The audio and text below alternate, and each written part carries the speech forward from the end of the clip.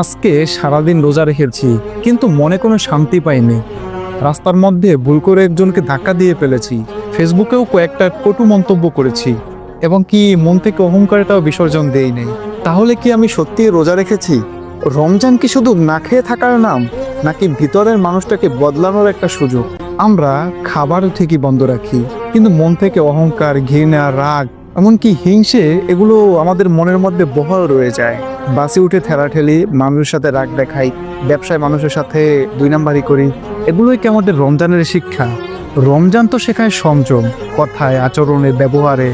জানেন, রোজা শুধু খাবারের নয়, এটা চোখের, কানের, নাকের, মুখের, এমনকি হৃদয়ের একটা সংযম। ভেতরের অন্ধকার থেকে আলোয় ফেরার একটা চেষ্টা। যদি মন না বদলায়, তাহলে না খেয়ে থাকাটা জাস্ট একটা শারীরিক অভ্যাস। চলুন এই রমজানে একটা একটা করে ভালো কাজ করা শুরু করি।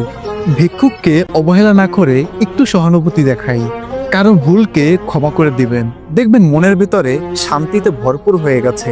কারণ এটাই তো রমজানের প্রকৃত শিক্ষা। এই রমজান কি আমাকে বদলাচ্ছে, নাকি আমি শুধু রমজানের রুটিন অনুযায়ী শুধু চলছি জাস্ট? এই মাসটা আমাদেরকে সুযোগ দেয় নিজেকে নতুন করে গড়ার এবং আল্লাহর কাছে ফিরে যাওয়ার। চলুন এবার শুধু রোজা নয়, ভালোবাসা, দয়া এবং মানবিকতায় ভরে ফেলি আমাদের জীবনটা।